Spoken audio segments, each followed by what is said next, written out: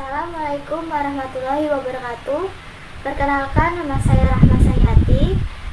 Saya dari Prodi Pendidikan Ekonomi kelas konversi tahun ajaran 2020 dengan nomor NIM 187207005.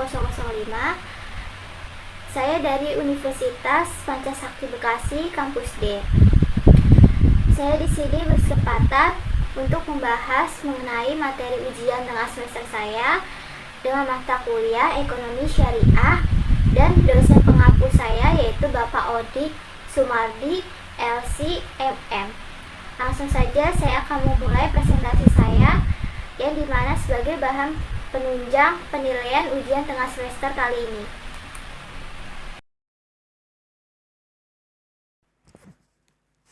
Ruang lingkup ekonomi Islam.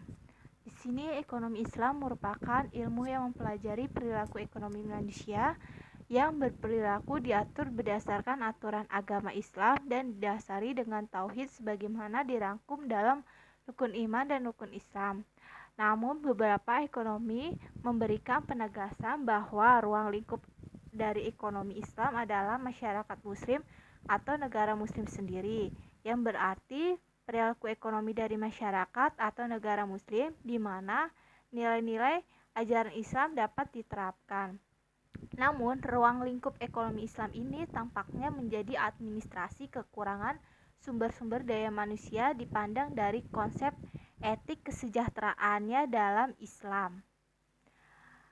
Pendapat lain memberikan bahwa ekonomi Islam ini ditekankan bahwa memberikan pandangan dan solusi atas berbagai persoalan ekonomi yang dihadapi umat manusia secara umum. Di sini ada sistem ekonomi sebagai bagian sistem Islam. Sejalan dengan definisi tentang sistem, dengan mudah kita menafsirkan sebagai berikut dan konsensus yang tercapai kemudian dalam masyarakat atau oleh para ulama, yaitu ilmu sistem ini membuat suatu mekanisme yang buil untuk pemikiran jernih, yaitu ijtihad tentang persoalan dan masalah baru sehingga penyelesaiannya dapat dicapai. Lalu kajian tingkah laku ekonomi manusia merupakan ibadah kepada mencari dan menimba kekayaan atau mendapatkan yang lebih baik untuk dinikmati, tidaklah dikutuk oleh Allah sepanjang yang diakuinya. Di sini corak ini menampilkan arah dan model pembangunan yang menyatu antara pembangunan ekonomi dan pembangunan agama sebagai sumber nilai ekonomi yang pertama di Mekah tahun 1976 telah mendorong gairah untuk menggali nilai Islam bagi ekonomi bangsa sedunia di tengah-tengah krisisnya kehidupan akibat sistem ekonomi kapitalis, individualis, dan marxis sosialitis. Di sini ekonomi Islam ada normatif atau positif. Menurut pengertian umum, ilmu ekonomi positif yaitu mempelajari problema ekonomi seperti apa adanya. Sedangkan ilmu ekonomi normatif yaitu mempersoalkan bagaimana seharusnya sesuatu itu sering dikemukakan bahwa penelitian ilmu dalam ilmu ekonomi barat lebih banyak membatasi diri pada persoalan positif daripada membatasi persoalan normatif. Tergantung pada penilaian tentang apa yang baik dan apa yang buruk. Lalu para ekonomi muslim telah banyak melakukan kajian tentang metodologi ilmu ekonomi Islam sendiri.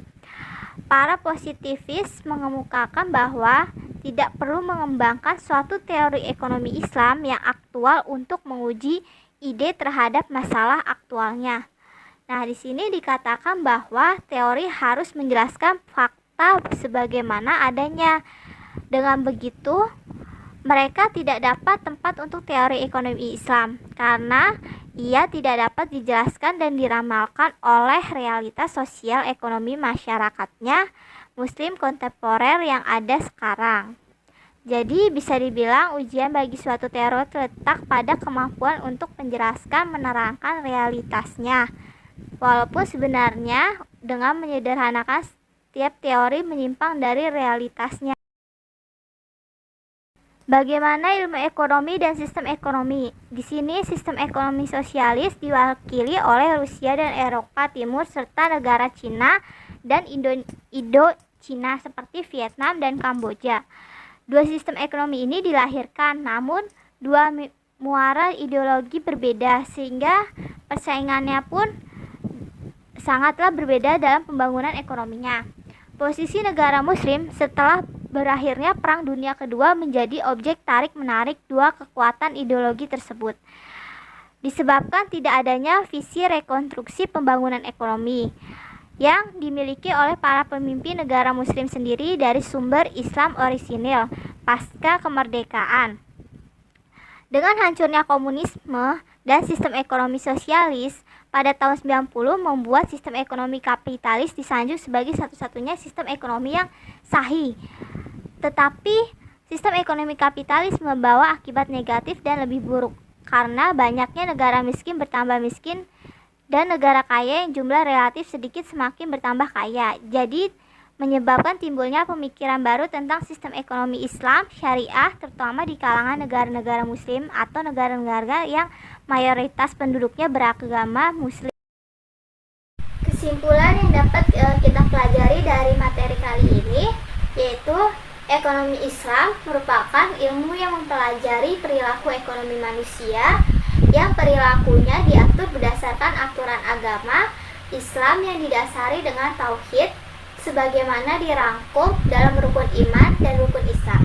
Nah, beberapa ekonomi memberikan penegasan bahwa ruang lingkup ekonomi dari ekonomi Islam ini adalah masyarakat muslim atau negara muslim sendiri. Artinya, ia mempelajari perilaku ekonomi dari masyarakat atau negara Islam yang tampaknya menjadikan administrasi keuangan atau kekurangan sumber-sumber daya manusia dipandang dari konsep etik kesejahteraan dalam Islam. Nah, berikut saya akan memaparkan beberapa contoh kasus ekonomi Islam yang mungkin baru-baru kali ini yang ada pada berita saat ini, yaitu contoh kasusnya yaitu baru-baru kali ini adalah tentang mengenai zakat. Nah, di sini penyaluran bantuan langsung tunai atau zakat, infak, dan sedekah lebih diprioritaskan kepada masyarakat miskin yang terdampak COVID-19 secara langsung. Namun sayangnya revitalisasi zakat ini yang masuk ke Basnas jauh dari harapan. Realisasi zakat di akhir tahun 2018 saja hanya sekitar 8,1 triliun. Padahal potensinya bisa mencapai 252 triliun di tahun-tahun yang akan mendatang.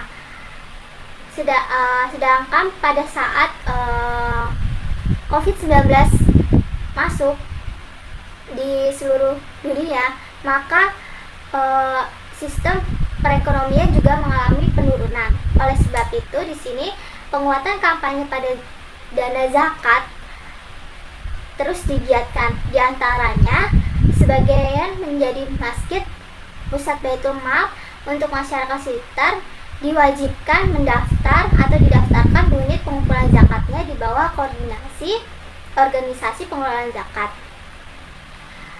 Namun sayangnya masjid-masjid saat ini mungkin beberapa masjid masih mengalami penutupan atau sementara tidak difungsikan. Oleh sebab itu, maka melalui media online, maka digerakkan dengan membayar zakat secara online. Nah, literasi perhitungannya bisa seperti zakat dapat dikuatkan dengan pendirian zakat center di masjid dan kampus-kampus. Nah, gerakan ini dinaungi oleh Presiden kita, Presiden RI, yaitu gerakan Solidarity Fund secara nasional dan besar-besaran. Didukung oleh seluruh media mainstream nasional serta media sosial resmi pemerintahan dan masyarakat. Begitu contoh kurang lebihnya pada literasi ekonomi Islam yang ada. Kurang lebihnya, mohon maaf bila ada salah kata dalam penyampaian materi saya kali ini. Kurang lebihnya, mohon maaf. Wabillahi taufiq wal hidayah. Wassalamualaikum warahmatullahi wabarakatuh.